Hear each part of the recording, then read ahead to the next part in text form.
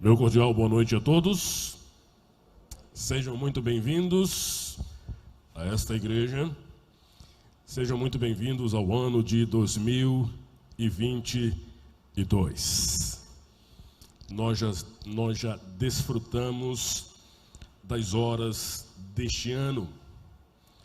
E graças a Deus começamos este ano com as horas sabáticas, com as horas do sábado. Abra sua Bíblia comigo no Evangelho segundo Mateus. Evangelho segundo Mateus, capítulo de número 24. Evangelho de Mateus, capítulo de número 24. Vamos ler 3 versos deste capítulo. Os versos 37, 38 e 39. Mateus capítulo 24, versos 37 a 39. Palavras conhecidas de Jesus, mas que são bastante pertinentes para o que nós queremos refletir nesta noite, neste momento. O texto da Bíblia assim diz: pois assim como foi nos dias de Noé, também será a vinda do Filho do Homem. Porquanto, assim como nos dias anteriores ao dilúvio comiam e bebiam, casavam e davam-se em casamento, até o dia em que Noé entrou na arca, e não perceberam, senão quando veio o dilúvio e os levou a todos. Assim também será a vinda do Filho do Homem.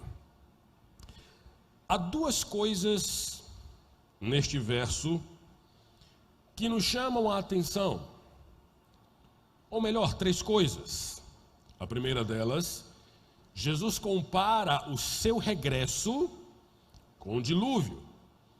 Jesus estabelece paralelos entre sua vinda futura e o evento passado do dilúvio. Em segundo lugar, Jesus chama a atenção para um tempo específico, nos dias de Noé. Jesus leva a mente de seus ouvintes para aquela época, para aquele tempo, e foca naquele período. E em terceiro lugar, Jesus diz que algo acontecia naquele período. Algo ocorria, algo estava em curso, e as pessoas não perceberam. Ao falar desta forma, Jesus deixa implícito para nós que havia condições dos antediluvianos perceberem aquilo que não perceberam. Vocês acham que a palavra de Noé era a única coisa que havia para os antediluvianos acreditarem? Se coloque no lugar daquelas pessoas. Até então não havia chovido. E aparece um homem dizendo que em tantos anos, em 120 anos, Deus enviaria um dilúvio para destruir o mundo. Eu estou convencido de que se nós vivêssemos naquela época com as categorias mentais que nós temos hoje, alguns olhariam para Noé e diriam: que teoria de conspiração é essa, Noé? Que teoria conspiracionista é esta? Vocês acham que a palavra de Noé era a única base de crença? De forma alguma. Há pelo menos 3 indícios, para além da fala de Noé, que mostram que havia base para que as pessoas crescem num dilúvio futuro. Em primeiro lugar, Noé não foi o primeiro a pregar sobre o dilúvio.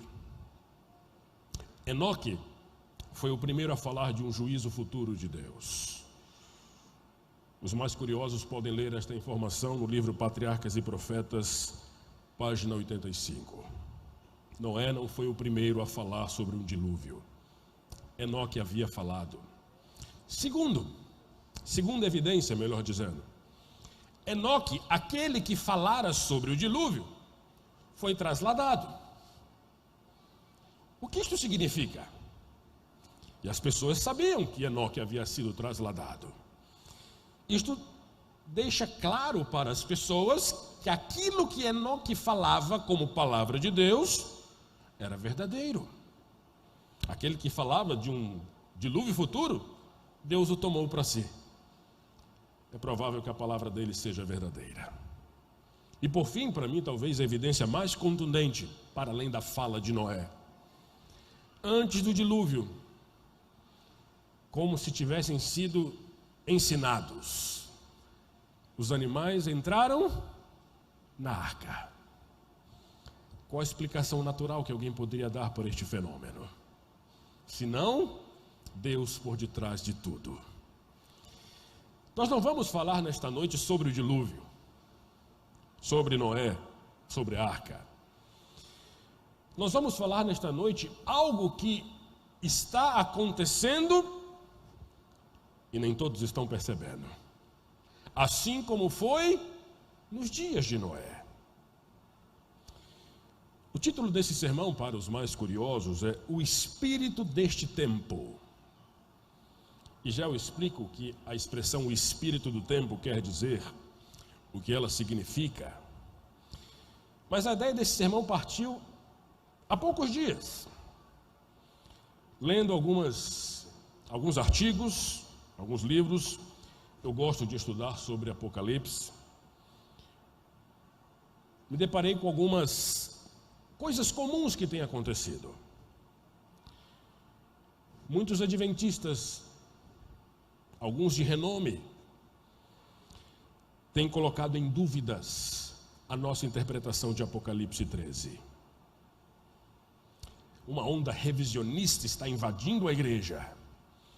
E esses estão pensando que estas coisas que nós pensamos sobre Apocalipse 13 são da época dos pioneiros. Não são para nós. São profecias condicionais. Não são incondicionais. Alguns dizem, estas crenças sequer fazem parte das nossas 28 crenças fundamentais. Isto é verdade.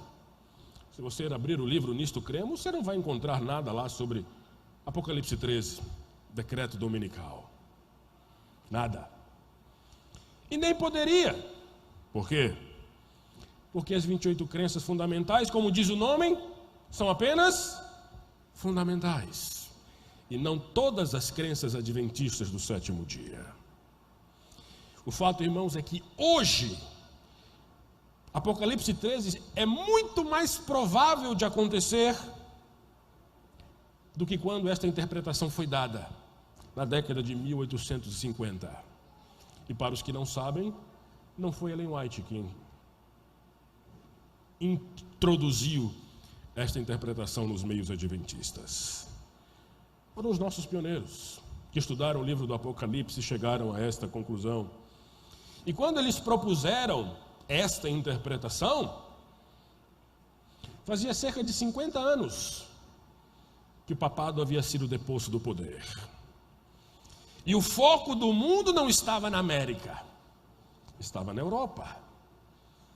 Na relação entre Inglaterra e França. Nação americana não era nação tão proeminente quanto é nos dias de hoje. Nós não podemos de fato ter certeza, senão pela fé, que estes eventos um dia acontecerão. Mas nós podemos e devemos ter certeza de que a história caminha nesta direção. Basta olhá-la.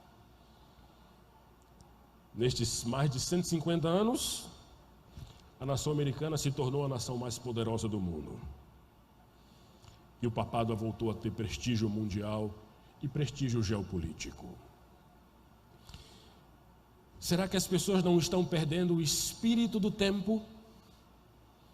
Não estão deixando de perceber o que devem estar percebendo? Porque Cristo está às portas. Nós não sabemos quando Cristo voltará. E nem nosso foco saber quando. A Bíblia não revela o tempo, porque o tempo não é o ponto importante nisto tudo. Mas nós temos todo um cronograma que antecede o retorno de Cristo revelado para nós. E será que as pessoas não estão perdendo o espírito do tempo? O escritor alemão Johann Gottfried von Herder cunhou um termo, Zeitgeist, que significa o espírito da época, o espírito do tempo. O que ele queria dizer com esta expressão? Que há certos momentos na sociedade que há valores culturais e artísticos que predominam o espírito da época. E eu vou fazer uso da expressão de von Herder para falar do espírito do nosso tempo, o espírito escatológico. O que tem acontecido em nossos dias, diante de nossos olhos, que podem estar passando despercebidos para nós, assim como passou despercebido para os antediluvianos? Quando nós falamos deste tema, nós somos muito tentados, e ao preparar este sermão eu fui extremamente criterioso para não focar em jornais, em notícias. Ao se falar deste tema, nossa tendência é procurar fontes de informação para além da Bíblia. Você viu o que aconteceu no jornal? Você viu o que aconteceu lá? Uma lei dominical lá na Europa? O nosso foco deve estar na palavra de Deus e não nos jornais.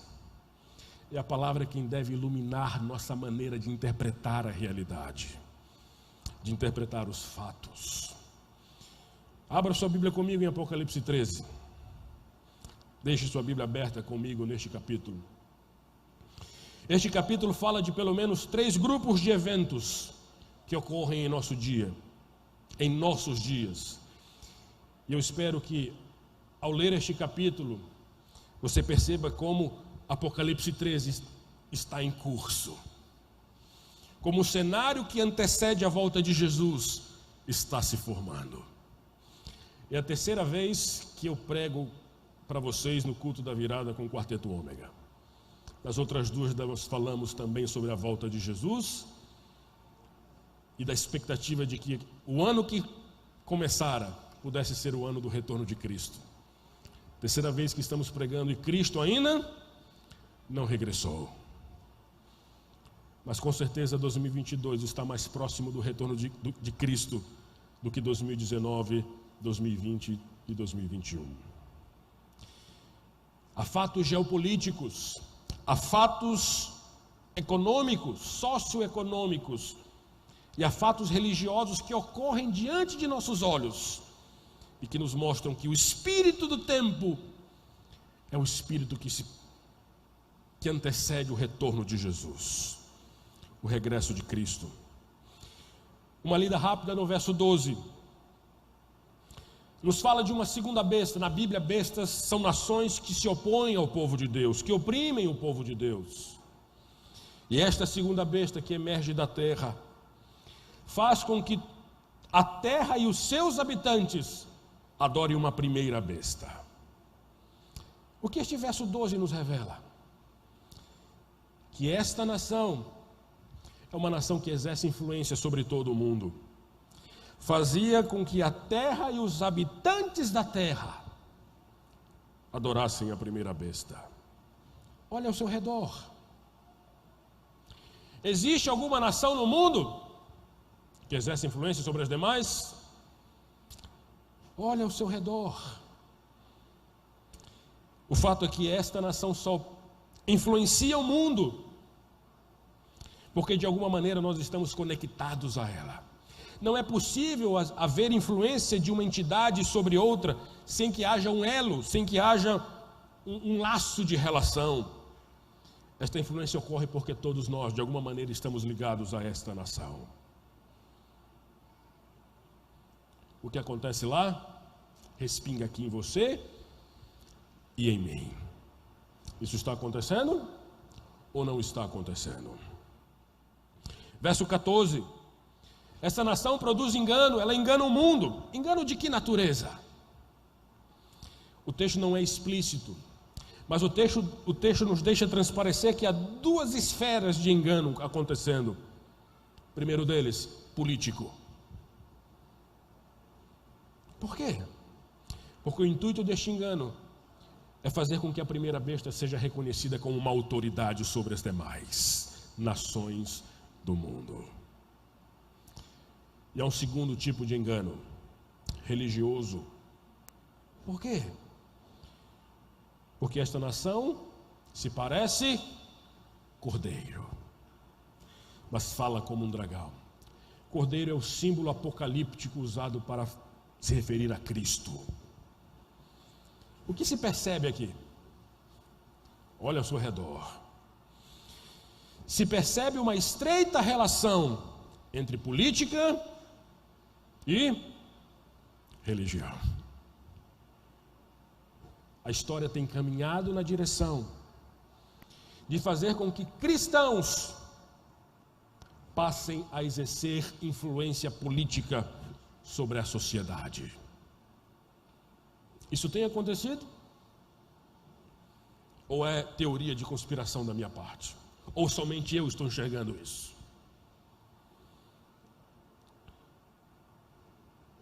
Esse é um assunto complexo, bastante complexo. Nós adventistas prezamos muito pela separação entre religião e política, entre igreja e Estado. Muito, e devemos. Temos um departamento na igreja só para cuidar deste assunto. Mas nós não podemos negligenciar o fato de estarmos atentos para a formação deste quadro que Apocalipse 13 nos apresenta. Verso 16. Há fatores socioeconômicos envolvidos. Esta segunda besta, esta nação, faz com que cada indivíduo receba uma marca. E para quem não sabe, eu vou abrir um pequeno parêntese. Isso não tem nada a ver com Apocalipse, é mera curiosidade. Mas há poucos dias, no Brasil, a primeira pessoa recebeu o passaporte vacinal como um chip. Há poucos dias, no Brasil, o primeiro indivíduo recebeu um passaporte vacinal como um chip. Mas esqueçam o chip, não tem nada a ver com Apocalipse 13. É apenas uma curiosidade para mexer com o imaginário de alguns. Mas o fato é que quando nós olhamos para Apocalipse 13, nós vemos que as liberdades individuais serão suprimidas. E você vê liberdades individuais sendo suprimidas, sendo suplantadas por interesses coletivos. Este é um outro assunto complexo de se lidar. Mas o foco para nós neste momento é saber se estas coisas estão ou não acontecendo. E elas estão, bem diante de nossos olhos. Verso 17. Haverá um controle do comércio, um controle econômico, onde aqueles que não receberem esta marca não poderão comprar e nem vender. Amigos, a proibição de comprar e vender é praticamente uma sentença de banimento da sociedade. De banimento. A menos que você seja alguém que produz tudo o que precise, o que certamente não é o caso. Todos nós precisamos comprar e vender. A proibição de comprar e vender é uma sentença para que nós nos afastemos dos grandes centros. Nós adventistas temos isso muito claro em nossa mente. Chegará o tempo em que nós precisaremos nos recolher para os campos, porque será impossível para nós vivermos nas grandes cidades. Há fatos religiosos ocorrendo diante de nossos olhos. Há uma falsa presença de Cristo. Mesmo para aqueles que não são religiosos, Cristo é um símbolo de amor, de justiça, principalmente de justiça social, de amar os desamparados. E por causa desta qualidade de Cristo, usar Cristo como um instrumento de engano é uma poderosíssima estratégia para promover mentiras. Há uma falsa presença da lei. Verso 16. A marca é colocada sobre a mão direita e sobre a testa. Esta fraseologia, este linguajar, nos remete a Deuteronômio capítulo 6, verso 8, no qual Deus diz que a sua lei deveria ser posta na mão e na testa, na fronte. E os judeus levaram isso tão a sério que criaram os tefilins, pequenas caixas que prendiam sobre seus braços com a oração do Shema. Apocalipse 16 fala que haverá uma marca que substituirá a lei de Deus. Para que nós nos protejamos desta falsa presença da lei, é necessário que a lei de Deus esteja em nosso coração. Não apenas no cérebro, não apenas na cognição, mas em nosso íntimo, em nosso coração. Como diz Davi, guardei tua lei, tua palavra no meu coração, para não pecar contra ti. Eu estou sendo exagerado ao falar destas coisas? Elas têm ou não têm acontecido?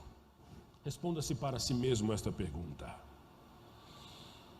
Se essas coisas estiverem acontecendo, se você concluiu que elas de fato estão acontecendo, que tipo de postura nós devemos ter para com elas? Para com a formação deste cenário que antecede o retorno de Jesus? Eu quero dar quatro instruções para que nós nos preparemos para manter o espírito deste tempo. Em primeiro lugar, não abandone a crença em Apocalipse 13.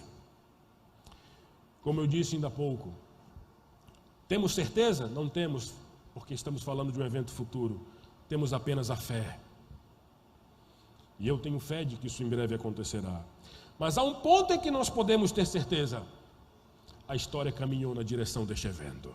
Aliás, a história não somente caminhou, a história caminha na direção deste evento. Hoje é muito mais provável que isso se cumpra do que foi em 1850, quando os nossos pioneiros apresentaram este entendimento. A história alimenta a nossa fé. Nossa fé não está baseada no vácuo. Nós temos razões bíblicas e históricas para manter esta compreensão e este entendimento. Em segundo lugar, mantenha aquilo que eu particularmente chamo de senso de iminência. O que é este senso de iminência? É o senso de que Cristo voltará em nossa geração. Cristo voltará em nossa geração? Não sabemos. Amém? Mas devemos manter o senso de que Ele virá em nossa geração, mesmo que não saibamos se Ele virá em nossa geração. Quando nós olhamos para o Novo Testamento, em primeiro lugar, Cristo não revela o dia nem a hora, mas diz que virá como um ladrão, repentinamente. E o mesmo João reproduz uma fala de Cristo no capítulo 22 de Apocalipse, onde Cristo diz: eis que cedo venho. Quando nós olhamos para os personagens do Novo Testamento, sem exceção, todos esperavam que Cristo voltasse em sua própria geração. Todos morreram achando que Cristo voltaria em poucos anos, em breve. Alguns erros foram cometidos por causa desta falsa expectativa. Vejam que coisa curiosa. Essa expectativa era falsa, porque Cristo não voltou na geração daquelas pessoas. Mas por que Cristo nunca corrigiu essa expectativa? Por qual razão? Porque talvez na relação custo-benefício haja um benefício maior de crer que Cristo volte em nossa geração do que o custo por se manter esta crença. Nós não devemos focar no tempo. A Bíblia não revela o tempo, porque o tempo não é o importante. Mas nós devemos manter este senso de que em breve Cristo virá. porque este senso que conduz nossas ações no presente. Em terceiro lugar, esteja disposto a manter a verdade presente. O que eu quero dizer com isso? Simplesmente, pregue o Evangelho. O Evangelho das 3 mensagens angélicas de Apocalipse. Foi para isso que Cristo instituiu esta igreja, para pregar as 3 mensagens angélicas. Esta é nossa verdade presente. Pregue este Evangelho eterno. Quanto mais nós pregarmos, mais nós alimentaremos o nosso senso de iminência, o nosso senso de que Cristo virá em nossa própria geração. Por fim, vamos esperar. Pode ser que 2022 não seja o ano do retorno de Cristo. Pode ser que Apocalipse 13 não se cumpra em 2022. Pode ser, nós não sabemos o dia, nem a hora. Então vamos esperar. Mas esperar de que forma? Uma espera contagiante, não uma espera passiva. Paulo Freire, o grande pedagogo da esquerda brasileira, cunhou um termo muito curioso. Paulo Freire fazia diferença entre esperar e esperançar. Qual a diferença? Esperar é simplesmente deixar o tempo passar. Esperançar não é apenas deixar o tempo passar, é uma postura ativa para com o tempo. É uma postura em que você contagia outras pessoas para aquilo que você mesmo espera. Quando nós falamos do regresso de Cristo, nós não devemos apenas esperá-lo, nós devemos esperançá-lo, contagiar outras pessoas com a mesma expectativa que nós temos. Mas é necessário o senso de iminência, o senso de que Cristo voltará muito em breve, em nossa própria geração, em nosso próprio tempo. Devemos manter o senso de iminência, mas este senso não nos pode fazer agora vender nossos bens e patrimônios como outros fizeram e erraram por isso. Fugir para um campo, um deserto e apenas esperar o regresso de Cristo. Não. Haverá um momento em que deveremos fazer isso. E eu espero que você saiba o momento em que deverá fazer isso. Mas este momento não é agora. Ainda há muitas pessoas para serem contagiadas com este mesmo senso de iminência que eu e você devemos manter. Amigos, irmãos, vivemos numa época em que os eventos finais estão muito próximos de acontecer. Eu estou convencido de que a pandemia não está presente em Apocalipse 13, a pandemia que nós estamos enfrentando. Mas estou plenamente convencido de que esta pandemia abriu as portas para Apocalipse 13. Os eventos finais que antecedem o retorno de Jesus. Jesus não nos revelou o dia nem a hora, porém Ele nos revelou este cronograma. Olhe para ele e veja se o espírito do tempo não condiz com aquilo que nós esperamos, com o que nós almejamos. O tempo no qual nós vivemos vai acabar. Isso significa que devemos focar nossa esperança não neste tempo, mas num tempo futuro. Pois o tempo que nós vivemos, em que nós vivemos, nada pode nos oferecer de perene. Aliás, nós mesmos não somos perenes, somos efêmeros. Ainda há pouco o Jorge apresentou um vídeo de irmãos nossos, queridos nossos que partiram, porque todos nós somos passageiros. Nós não somos perenes, o nosso tempo não é perene. Isso significa que nosso tempo não tem nada a nos oferecer e que nosso foco não deve estar neste tempo, mas no novo tempo. Que Deus nos ajude a viver pela fé e aguardar pela fé este novo tempo. Quero convidar os amigos do Quarteto Ômega para cantar juntos comigo a bela melodia Aguardo um novo tempo. O tempo em que o universo verá a glória daquele que um dia foi ferido até morrer, mas ressuscitou. Que este tempo seja 2022. Se não for, que mantenhamos esta crença, porque Cristo em breve voltará. Amém.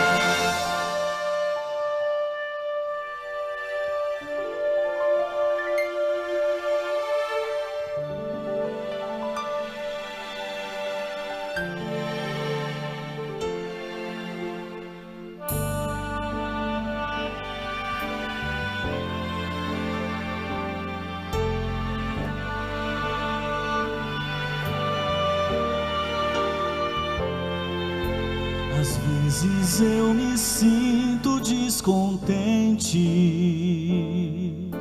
por ver as coisas como estão. O homem se tornou indiferente, sem ouvir a voz do coração. No fundo eu aguardo um novo tempo e sei que logo há de chegar o dia em que verei no firmamento meu Jesus, enfim, voltando pra reinar. Todo o universo verá a glória de quem um dia foi ferido até morrer, mas ressuscitou. Ele voltará pra buscar-nos, viveremos com Ele para sempre, e sempre enfim nós o esperamos. Ele voltando está.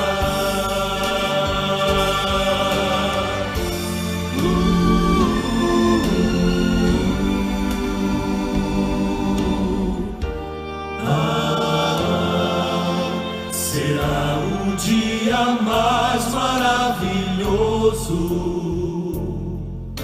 de brilho intenso qual nunca vi.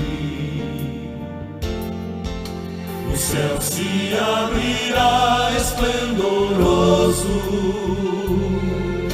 e a glória do Senhor iremos ver daqui. Todo o universo verá a glória de quem um dia foi ferido até morrer, mas ressuscitou. Ele voltará pra buscar-nos, viveremos com Ele para sempre, e sempre enfim nós o esperamos. Ele voltando está. Os montes tremerão, os céus serão abalados, e os anjos lá do céu proclamarão Jesus. Todo o universo verá a glória de quem um dia foi ferido até morrer, mas ressuscitou.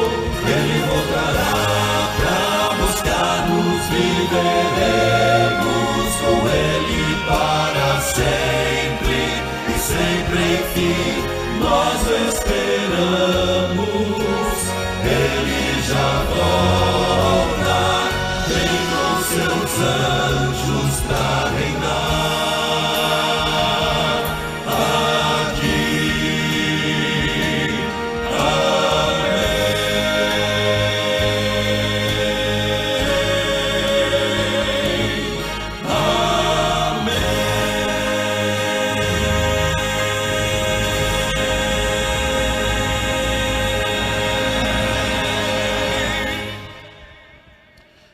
Feche seus olhos e vamos falar com Deus. Cristo Jesus, Deus Criador, nosso Deus e Pai. Obrigado porque Tua palavra nos revela que o tempo o qual nós aguardamos está às nossas portas. Cristo Jesus, que nós mantenhamos este senso de que o Senhor em breve virá e percebamos ao nosso redor as profecias se cumprindo, os sinais acontecendo, para que nossa fé seja alimentada e para que nós contagiemos outras pessoas a esperar aquilo que nós há tanto tempo esperamos. Que 2022 seja o ano do Teu regresso, e se não for, que nós mantenhamos a fé, pois em breve Cristo virá. Cristo Jesus, o novo ano começou, desconhecido para nós, mas não para aquele que é o Criador do espaço e do tempo, o Criador do cosmos, que sabe o dia de amanhã desde o dia de ontem. Conduz a nossa vida. Nós ratificamos nossa aliança contigo, de que nossa vida está em Tuas mãos. Nos prepare para Te receber nas nuvens dos céus com grande poder e grande glória. Nós Te rogamos, Te suplicamos, Te imploramos e desde já Te agradecemos, porque temos certeza de que esta prece terá uma resposta positiva. Amém. Amém. Feliz 2022. Desejo um feliz ano novo para o seu irmão ao seu lado. E diga que Cristo em breve voltará. Amém.